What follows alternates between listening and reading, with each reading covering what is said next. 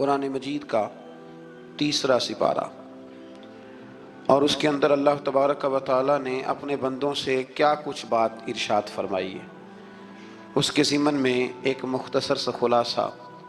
پہلی آیہ کریمہ میں اللہ کریم نے اس بات کا اظہار فرمایا ہے کہ بندے سارے میرے ہی ہیں، لیکن جب میں فضل کرتا ہوں تو کسی کو کسی پر فضیلت عطا کر دیتا ہوں۔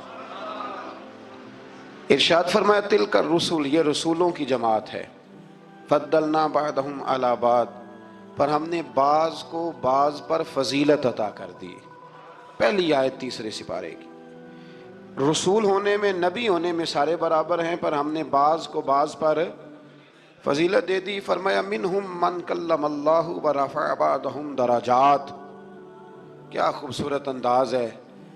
ارشاد فرمایا جا رہا ہے کہ ان میں سے کچھ ایسے ہیں جن سے اللہ نے کلام فرمایا ہے، اور بعض ایسے ہیں جنہیں اللہ نے درجوں میں اس سے بھی زیادہ بلندی عطا فرما دی۔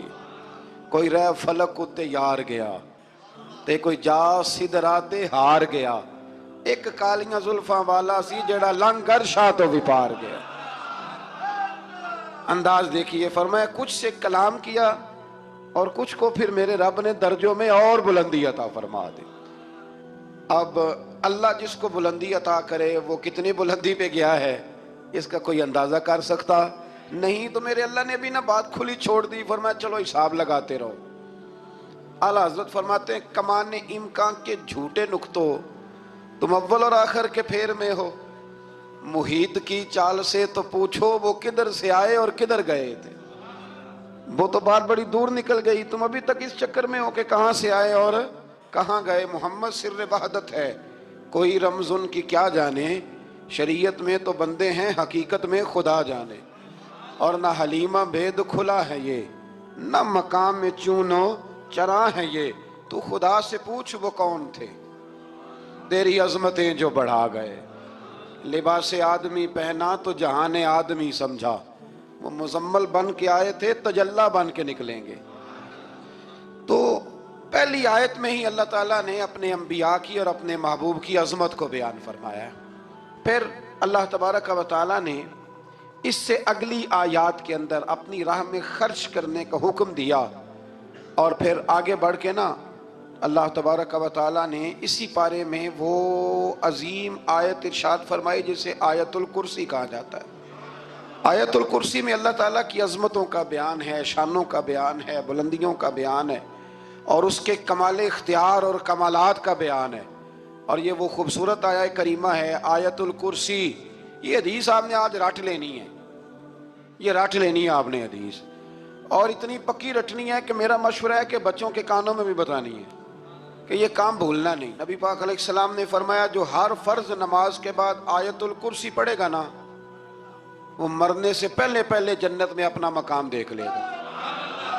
اب اس سے بڑی فضیلت کیا ہوگی کہ مرنے سے پہلے پہلے۔ امام سیوطی علیہ رحمہ نے اس حدیث کو نقل فرمایا۔ اللہ کریم نے نا آیت الکرسی کے فوراً بعد ارشاد فرمایا لا اکراہ فی الدین، اس دین میں سختی کوئی نہیں۔ تو یا اللہ پھر کیا ہے؟ وہ جو کافر بڑا اعتراض کرتے ہیں نا کہ دین تلوار سے پھیلا ہے، تو دین ان لوگوں نے فوجوں کے ذریعے پھیلایا ہے۔ تو اللہ تبارک و تعالیٰ نے 3 پارے کی آیت نمبر 256 میں وضاحت فرما دی کہ دین میں کوئی جبر نہیں ہے۔ ہاں ہم نے صورتحال واضح کر دی ہے، حق بیان کر دیا ہے۔ اب جو بندہ انکار کرے گا اس حق کا وہ شیطان کے ساتھ ہے، اور جو ایمان لے آئے گا تو پھر اس نے ایک مضبوط چیز کو پکڑ لیا ہے، اور اس مضبوط چیز کو پکڑا ہے جس نے کبھی کھلنا نہیں ہے۔ فرمایا دین میں کوئی جبر نہیں، سختی نہیں۔ لیکن نا دل اللہ کے کنٹرول میں ہے نا سارے، تو اللہ اگر چاہے تو سارے کافروں سے کلمہ پڑھوا دے، لیکن رب فرماتا ہے میں تمہیں حق بتاؤں گا، مان لو گے تو جنت ہے، نہ مانو گے تو جہنم ہے۔ اس لیے جبر والی بات کوئی نہیں۔ آگے اللہ تعالیٰ نے نا اسی پارے میں ارشاد فرمایا کہ اے محبوب علم تر الی الذی حاج ابراہیم فی ربہ، یہ بھی ایک انوکھی فطرت ہے انسان کی جس کو اللہ تعالیٰ نے اس پارے میں بیان فرمایا۔ محبوب آپ نے اس شخص کی طرف نہیں دیکھا جو حضرت ابراہیم سے جھگڑا کر رہا تھا ان کے رب کے بارے میں؟ جھگڑا کیوں کر رہا تھا؟ ان آتاہ اللہ الملک، کیونکہ اللہ نے اسے ملک عطا فرمایا۔ اللہ نے بادشاہی دیا تو وہ اللہ کے معاملے میں جھگڑے کرنے لگ گیا، وہ کہتا ہے میں ہی رب ہوں۔ تو حضرت ابراہیم علیہ السلام نے فرمایا میرا رب تو وہ ہے جو زندہ کرتا اور مارتا ہے۔ تو بیوقوف نے دلیل کیا دی؟ نمرود کہنے لگا میں رب ہوں، تو فرمایا میرا رب وہ ہے جو زندہ کرتا اور مارتا ہے، تو کہتا میں بھی زندہ کرتا ہوں مارتا ہوں، دلیل کیا ہے؟ ایک سزائے موت کا قیدی منگایا، اور حضرت ابراہیم علیہ السلام کے سامنے کہنے لگا بھی تمہاری سزا کیا تھی؟ وہ کہنے لگا کل پرسوں پھانسی ہونے والی تھی۔ کہنے لگا جاؤ تم آزاد ہو۔ کہنے لگا دیکھ لو میں نے زندگی دے دی نا، حالانکہ یہ پرسوں مر جاتا۔ اور ایک بے گناہ کو پکڑا، تلوار ماری اور قتل کر دیا۔ کہنے لگا دیکھو میں بھی تو زندگی اور موت دیتا ہوں۔ اب حضرت ابراہیم اس کی اس دلیل پر اعتراض کر سکتے تھے، آپ نے خاص غور کرنا ہے بات پہ، اعتراض کر سکتے کہ تو پاگل ہے، زندگی تو یہ ہے نا کہ جس کو تلوار سے مارا اسے اٹھا کے دکھا، یہ اعتراض ہو سکتا تھا۔ لیکن جب کوئی بیوقوفوں جیسی دلیل دے نا، تو علم مناظرہ کا اصول یہ ہے کہ پھر اسے اس کی زبان میں جواب دیا جاتا ہے، پھر اس کو یہ نہیں آپ کہیں گے کہ یہ تو نے کیا کیا۔ اب جس طرح کا منہ ہوگا تھپڑ بھی، یہ بزرگوں کی مثالیں ہیں نا، تو اس نے کہا جی دیکھو میں نے بھی بندہ ایک زندہ کر دیا، ایک مار دیا ہے۔ اب یہ اس کی بیوقوفوں جیسی دلیل تھی، لیکن چونکہ بندہ ہی بیوقوف تھا تو اس کی اس کو سمجھ نہیں آنی تھی، تو حضرت ابراہیم نے دلیل بدل لی اور آپ فرمانے لگے چلو پھر اگر یہی بات ہے تو میرا رب وہ ہے جو سورج کو مشرق سے نکالتا ہے اور مغرب میں غروب کرتا ہے۔ تو اگر رب ہے نا تو اس طرح کر، فاتی بہا من المغرب، تو اسے مغرب سے نکال۔ چل یہ تو نے زندہ مردہ کر کے دکھا دیا نا، تو مغرب سے نکال۔ فبہت الذی کفر، تو کافر پریشان ہو گیا، اس لیے کہ وہاں سے نکال سکتا نہیں تھا۔ تو جب آپ کسی سے گفتگو کرتے ہیں نا تو الجھے نہیں، بات ایسی کریں جس کا کوئی جواب موجود نہ ہو۔ یہاں مفسرین نے ایک بڑی شاندار بات لکھی ہے۔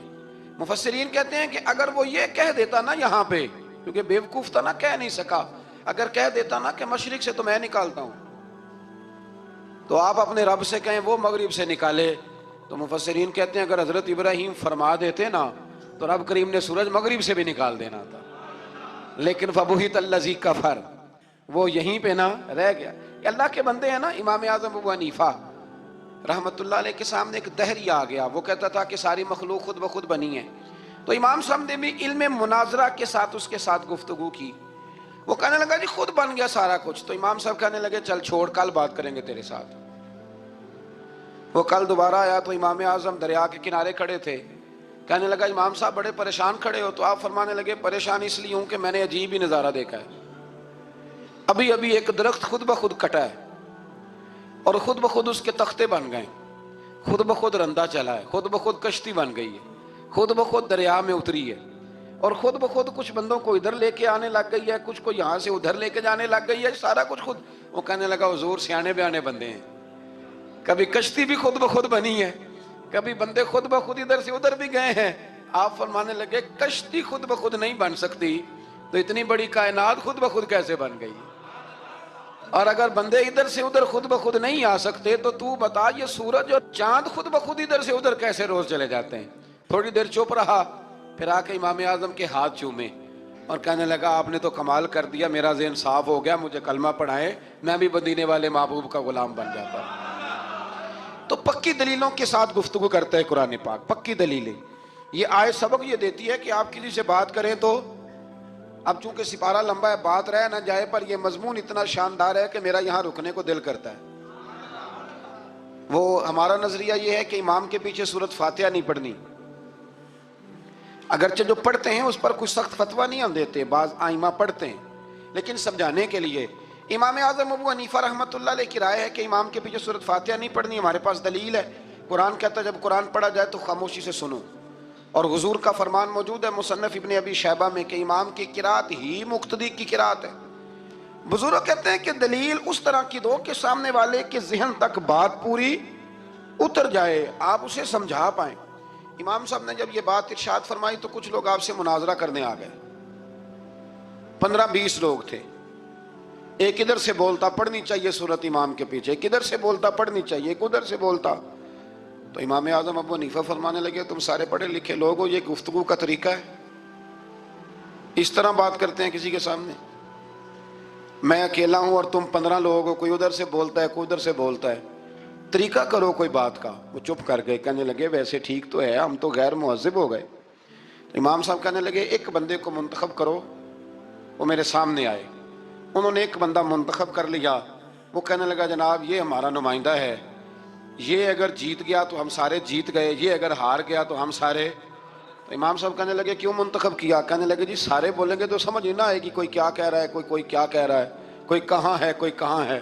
تو امام صاحب کہنے لگے میرا بھی مسئلہ یہی ہے، ایک الحمدللہ رب العالمین پہ ہے اور دوسرا صراط الذین انعمت علیہم پہ ہے۔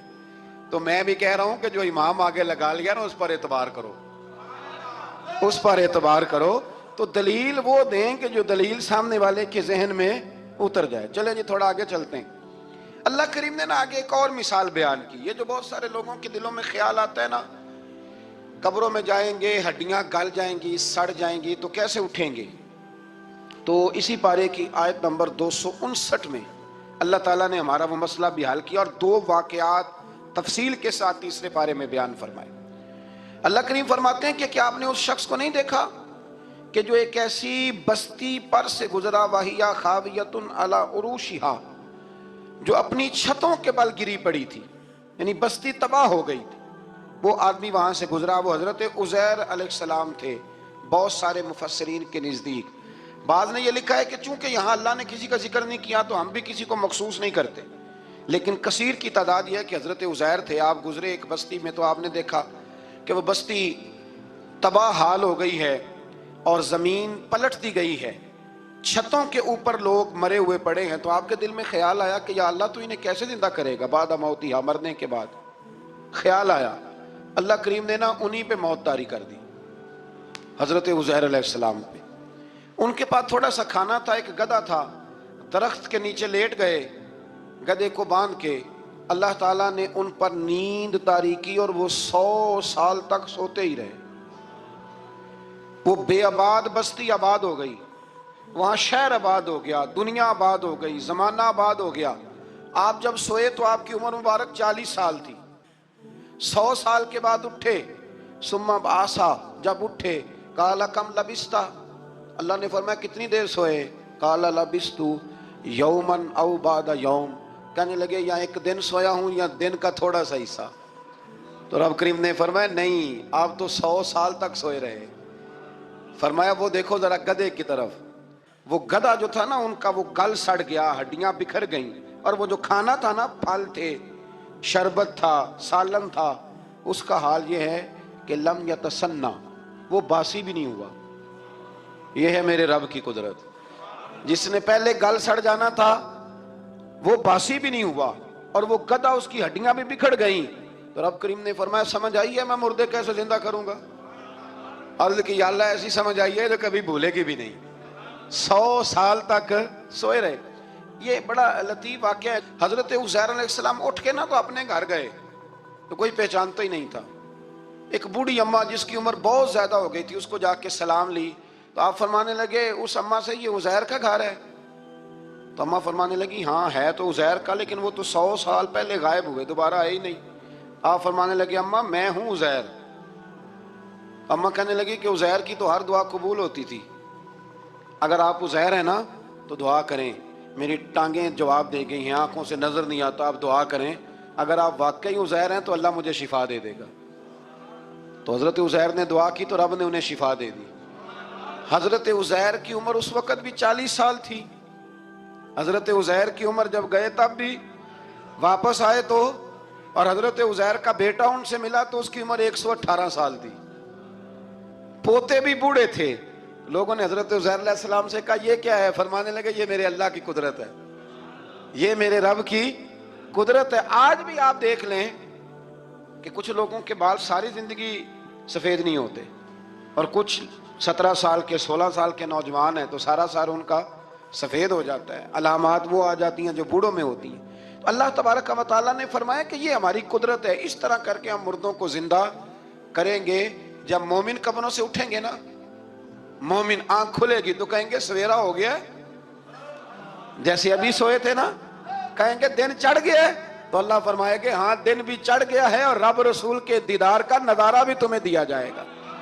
उठो, बड़ी शानदार सुबह हुई है। और काफिर जब उठेगा तो कहेगा ओहो अब मेरे लिए क्या नई सजा है। तो इससे बिल्कुल आगे मुत्तसिल हजरत इब्राहीम अलैहिस्सलाम का वो वाक़या इसी पारे में जिक्र किया गया है। जब हजरत इब्राहीम अलैहिस्सलाम ने कहा था कि अल्लाह मुझे दिखा तो मुर्दे कैसे जिंदा करेगा, तो रब करीम ने फरमाया यकीन नहीं, अर्ज किया अल्लाह इत्मीनान कल्बी के लिए। एक इल्मुल यकीन होता है, एक ऐनुल यकीन होता है, एक हकुल यकीन होता है। कहा या अल्लाह मैं इत्मीनान कल्बी के लिए, तो अल्लाह ने फरमाया 4 परिंदे ले लो। हजरत इब्राहीम अलैहिस्सलाम ने 4 परिंदे लिए। कुछ ने लिखा है कव्वा था, मोर था, मुर्गी थी, कबूतर था, मुख्तलिफ नाम आए। वो 4 परिंदे लिए, फिर उनको ज़िबा किया, फिर उनका कीमा बनाया, फिर गोश्त एक दूसरे में मिक्स किया, फिर 4 मुख्तलिफ पहाड़ियों पे रखा। अल्लाह ने फरमाया मिक्स हो गए ना आपस में, अब तुम आवाज दो।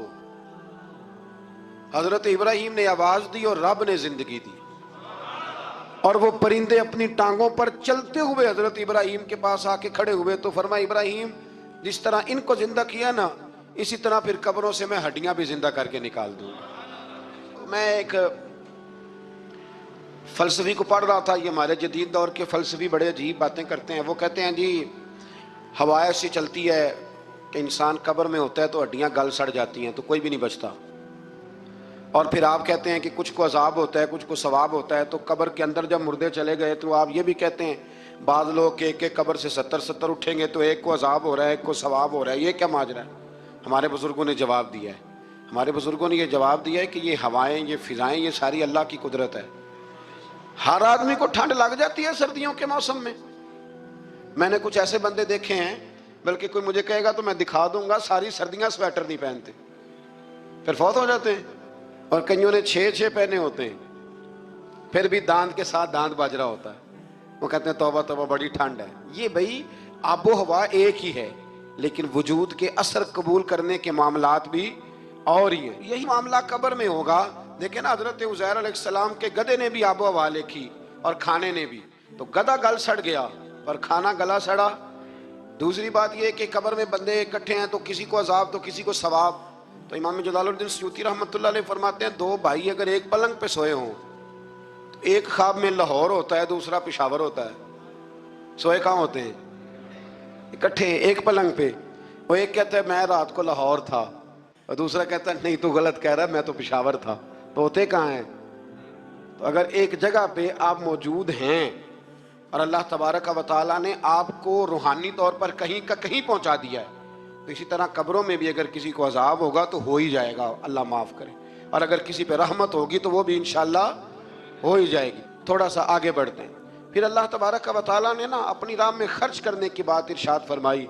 फरमाया अगर तुम मेरी राह में खर्च करोगे तो मैं तुम्हें 700 गुना करके वापस करूँगा।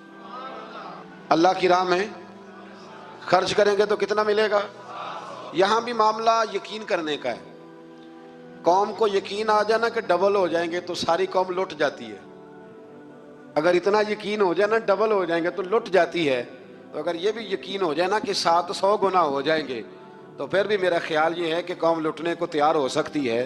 लेकिन वहाँ लुट के बर्बाद होते हैं। रब रसूल के रास्ते में लुटेंगे तो आने वाली नस्लों को भी अल्लाह आबाद फरमा देगा, अल्लाह आबाद कर देगा आने वाली नस्लों को। तो मेरे दोस्तों थोड़ा सा आगे जब हम इस पारे में चलते हैं तो अल्लाह तबारक व तआला ने 2 बातें इरशाद फरमाई। एक तो इरशाद फरमाया कि शैतान तुम्हें ना 2 चीज़ों के बारे में अक्सर वर्गलाता है। एक तुम्हें कहता है कि कंजूसी करो, फ़क्र तंगदस्ती हो जाएगी अगर खर्च करोगे, और दूसरा तुम्हें कहता है बेहयाई करो। अल्लाह ने फरमाया ये 2 काम तुमने करने नहीं, ना तुमने बुखल करना है और ना तुमने बेहयाई करनी है। और फिर आगे जाके इरशाद फरमाया कि दानाई बड़ी हिकमत है, अक्लमंदी बड़ी हिकमत है, जिंदगी दानाई से गुजारो। युतिल हिकमत मन यशा, अल्लाह जिसे चाहता है हिकमत अता करता है। वमन युतिल हिकमत फ़क़द ऊतिया खैरन कसीरा, और जिसे अल्लाह ने दानाई दी ना, अकल, अल्लाह फरमाता है उसे हमने खैर कसीर अता की। काम सारे ही हो जाते हैं पर जो अकल के जरिए किया जाए ना, शेख सादी ने कहा था अगर तेरे पास 1 मन इल्म है ना तो 10 मन अकल की भी ज़रूरत है, फिर वो इल्म आगे पहुँचता है। 10 मन 1 मन शऊर के साथ, दानाई के साथ मेरे नबी करीम अलैहिस्सलाम ने ना बड़ी दानाई के साथ दीन फैलाया है, बड़ी हिकमत के साथ, बड़ी खूबसूरती के साथ। हुजूर ने, एक शख्स ने आके कहा, या रसूल अल्लाह सल्लल्लाहु ताला अलैहि वसल्लम, मैं 5 नमाजें नहीं पढ़ सकता, 2 पढ़ूंगा। तो सहाबा कहते हैं हमारे दिल में ख्याल आया कैसे इजाज़त मिलेगी, नमाज तो फ़र्ज़ ऐन है, हर नमाज की हर रकत का हर सजदा फ़र्ज़ है, और ये पूरी 3 नमाजों की छुट्टी मांग रहा है। लेकिन हुजूर ने हिकमत से दीन फैलाया, दानाई से। मुस्नद इमाम अहमद बिन हंबल में मौजूद है, हुजूर ने फरमाया अगर 2 नमाजें पढ़ोगे, 3 न पढ़ोगे तो कलमा तो पढ़ लोगे ना दिल से। हुजूर पढ़ लूंगा, फरमाया चल तू 2 ही पढ़ लेना, कलमा पढ़ सही। हजरत अबू हुरैरा कहते हैं उसने 3 नमाजों की छुट्टी की शर्त पर कलमा पढ़ा, अभी पूरा हफ्ता नहीं हुआ था कि उसने 5 नमाजें क्या तहज्जुद भी शुरू कर दी। उस शख्स ने फिर इशराक और चाश्त भी पढ़ी, वो सारी रात मुसल्ले पे भी बैठा। लिहाजा दानाई के साथ, घर भी आपका हिकमत से चलेगा, दानाई से चलेगा, दुकान भी आपकी हिकमत और दानाई से चलेगी। तो मुसलमान उसको नहीं कहते जो जज्बाती हो जाए, जो फटाफट मराने पे उतर आए, उसको कहते हैं जो बड़ी दानाई के साथ, हिकमत के साथ चीज़ों को लेके आगे बढ़ता है। फिर अल्लाह तबारक व तआला ने ना 5वें से 6ठे रुकू में सूद की हुर्मत बयान की। और अल्लाह करीम ने फरमाया कि ये जो लोग कहते हैं ना कि सूद भी तिजारत की तरह ही है, ये भी तो कारोबार ही है, फरमाया क़यामत के दिन ये इस तरह खड़े किए जाएंगे जिस तरह किसी को शैतान छू लेना, शैतान छूता है तो वो आदमी यूं हो जाता है जैसे पागल हो गया है। तो इन लोगों को जो सूद और कारोबार को एक कहते हैं, इन्हें भी क़यामत में पागलों की तरह खड़ा किया जाएगा। और फिर अल्लाह ताला ने हुक्म दिया, फरमाया सूद छोड़ दो जो बाकी रह गया है, इससे जान छुड़ा लो। और अगर तुमने ऐसा न किया, फ़इल्लम तफ़अलू, अगर तुमने ऐसा ना किया, फ़अज़नु बिहर्बिम मिनल्लाहि व रसूली, फिर अल्लाह और उसके रसूल से जंग करने के लिए तैयार हो जाओ। तवील तरीन आयत कुरान मजीद की, आयत नंबर 282, इसमें अल्लाह ताला ने फरमाया जब भी तुमने लेन देन करना है उसे लिखना है। एक लफ्ज से ना मुझे तो कई दफा चिड़ी हो जाती है, वो लफ्ज है कि मुझे एतबार है। मैं कहता हूं कि वो वालिदैन बड़े जालिम हैं जो कहते हैं मुझे जवान बच्ची अकेली कॉलेज जाती है तो मुझे एतबार है।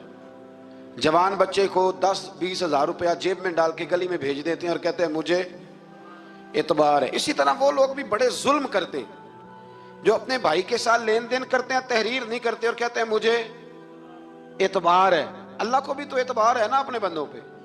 तो रब फरमाता है मेरे बंदो जब लेन देन करो तो उसे लिख लो, ये कुरान का हुक्म है, ये मेरे रसूल की सुन्नत है, ये मेरे नबी का तरीका है। जब भी लेन देन करें उसे तहरीर करें, उसे तय करें, अच्छे तरीके से नोट करें, ताकि वो किसी जगह पे जाके भी कोई मामला भी कमजोरी का बायस न बने।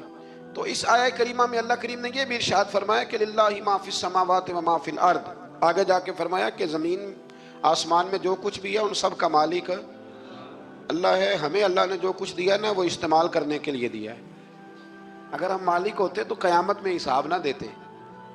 मालिकों ने कभी हिसाब नहीं दिया, हिसाब तो मुंशी देते हैं। अल्लाह ने हमें इस्तेमाल करने के लिए चीज़ें दी हैं, इसलिए अल्लाह फरमाता है सुम्मा लतुसअलुन्ना यौमइज़िन अनिन नईम, क़यामत में ना मैं तुमसे एक एक नेमत के बारे में सवाल करूँगा। तो ये सारी अमानतें हैं अल्लाह की, जितना कुछ हमारे पास है, वो कोई भी सलाहियत हो, कोई भी कुव्वत हो, तो उसको सही सही इस्तेमाल करें अमानत को। फिर मेरे अजीज़ अल्लाह तबारक व तआला ने ना इस सूरह मुबारका के आखिर में हमें एक दुआ सिखाई है।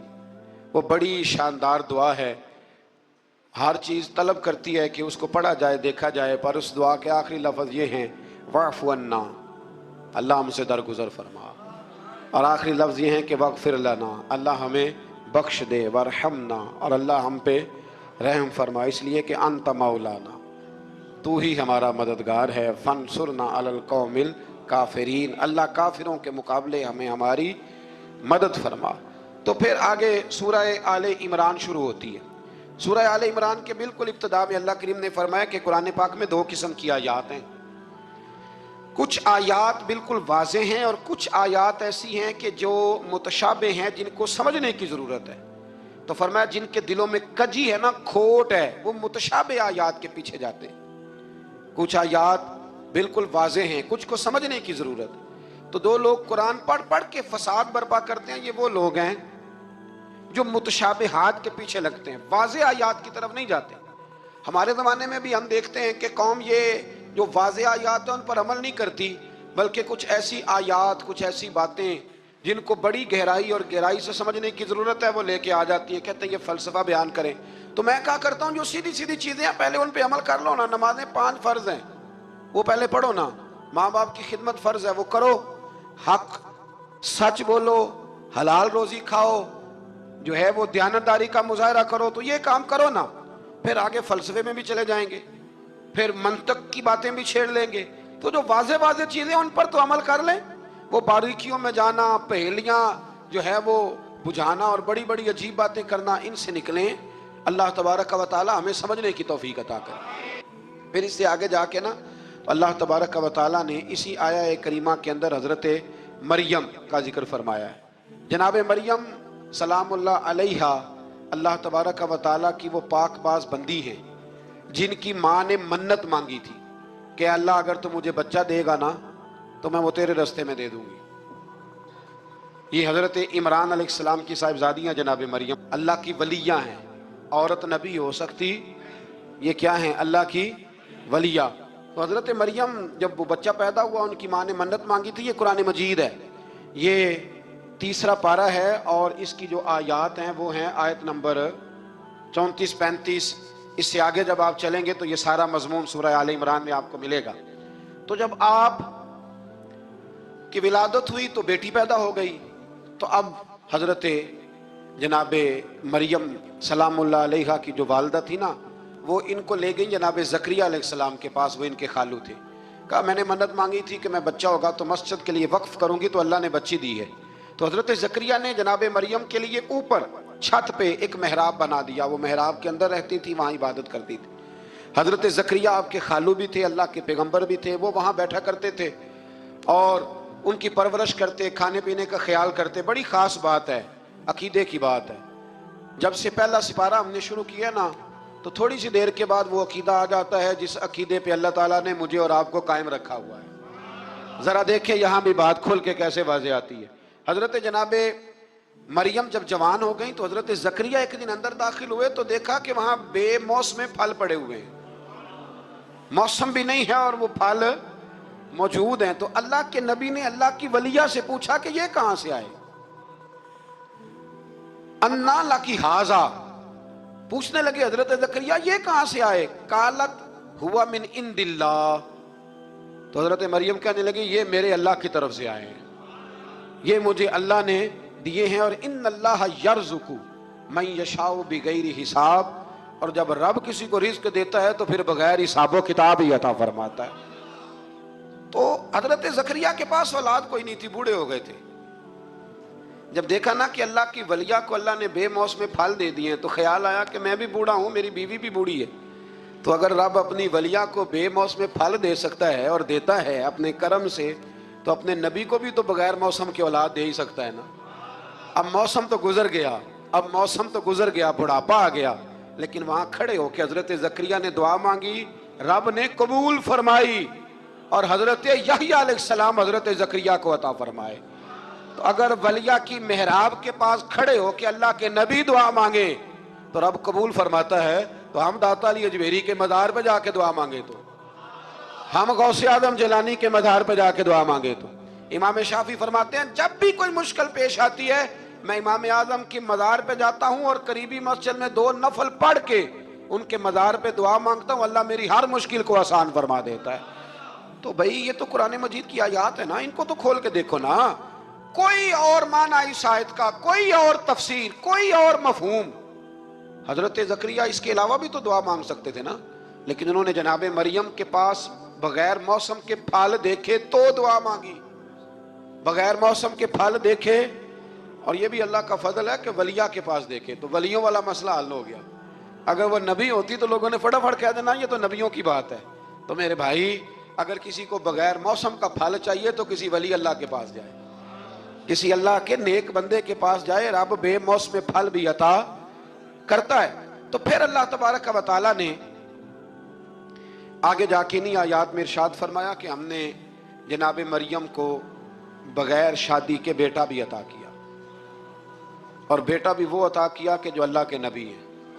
اور بیٹا بھی وہ دیا جنہوں نے پنگوڑے میں باتیں کرنی شروع کر. یہ میری خواہش ہے کہ یہ آیتیں آپ نے ضرور پڑھنی ہیں. یہ آیت نمبر 39 اور 40 انہی پر میں بھی بات ختم کر رہا ہوں. حضرت عیسیٰ کی شان رب کریم نے بیان فرمائی. یہ اللہ کا قرآن ہے, یہ اللہ کا قرآن ہے. ان کی شان کیا ہے کہ حضرت عیسیٰ علیہ السلام فرماتے ہیں کہ میں نا مٹی کی مورت بناتا ہوں, پھر اس میں پھونک مارتا ہوں, مٹی کا پرندہ بنا کے اس میں پھونک مارتا ہوں. میں پھونک حضرت عیسیٰ مارتے ہیں اور جناب عیسیٰ کہتے ہیں وہ اللہ کے حکم سے اڑنا شروع کر دیتا ہے. پھونک کس نے ماری, اڑایا کس نے؟ وہ اتنی سی بات ہے, اس کو سمجھ لیں. حضرت عیسیٰ کہتے ہیں میں مٹی کی مورت بنا کے اس میں پھونک مارتا ہوں تو اللہ کے حکم سے زندہ ہو جاتی ہے, اڑنے لگتی ہے. حضرت عیسیٰ فرماتے ہیں میں تندرست کرتا ہوں مادر ذات اندھوں کو, لا علاج کوڑوں کو, اور میں مردے بھی زندہ کرتا ہوں, کرتا اللہ کی اجازت کے ساتھ. اور اسی آیت میں حضرت عیسیٰ فرماتے ہیں کہ میں تمہیں بتاتا ہوں جو تم کھا کے آتے ہو, اور وہ بھی بتاتا ہوں جو تم گھر میں چھوڑ کے آتے ہو. تو حضرت عیسیٰ علیہ السلام مٹی کا پرندہ بنا کے پھونک ماریں تو رب اس میں جان پیدا کر دے, مردے میں جان بھی پیدا کر دیں. اور پھر حضرت عیسیٰ مادر زاد اندر اور کوڑوں کو آنکھیں بھی دیتے ہیں اللہ کے حکم سے. اور پھر حضرت عیسیٰ علیہ السلام مردہ بھی زندہ کرتے ہیں اس کے اذن سے. جو کھا کے آتے ہیں وہ بھی بتاتے ہیں, جو چھوڑ کے آتے ہیں وہ بھی بتاتے ہیں. تو یہ تو حضرت عیسیٰ کی شان ہے. یہ حال ہے ان کے غلاموں کا, تو میری سرکار کا عالم کیا ہوگا, میری سرکار کا عالم کیا ہوگا. ایک جملہ میرے اعلیٰ حضرت کا, اور بات بڑی اعلیٰ, فرمانے لگے حضرت عیسیٰ علیہ السلام تو پھونک مار کے مردہ زندہ کرتے ہیں نا, تو فرماتے ہیں میرے نبی تو ایک نظر دیکھ لیں تو مردہ دل کو زندہ کر دیا کرتے, مردہ دل. اور پھر ایک حدیث سن لیں تاکہ بات اور واضح ہو جائے. حضور نے فرمایا علماء امتی کا انبیاء بنی اسرائیل, میری امت کے علماء بھی اسی طرح ہوں گے جس طرح بنی اسرائیل کے نبی ہوتے تھے. تو اگر حضرت عیسیٰ کے اندر یہ طاقت ہے تو میرے محبوب کے غلاموں میں بھی بڑی طاقت ہے. حضرت آصف بن برخی اگر تخت لا سکتے ہیں تو غوث اعظم بھی بیڑی اوپر اٹھا لیتے ہیں. اس لیے عقیدہ اور نظریہ قرآن ہے, حدیث ہے. ہم چونکہ پڑھتے نہیں, توجہ نہیں کرتے, تو لوگ ہمیں فٹافٹ, آپ یقین کریں بڑے صاف ستھرے انداز میں لوگ آ کے کہتے ہیں جی دیکھو جی یہ کدھر سے آ گیا. تو میں نے کہا یہ اللہ کا قرآن ہے, اور قرآن میں نہ ہو ہمیں بات کرنے کی کیا ضرورت ہے. یہ سارے عقائد اور نظریات وہ ہیں جو رب کریم نے خود قرآن مجید میں ہمیں عطا فرمائے ہیں.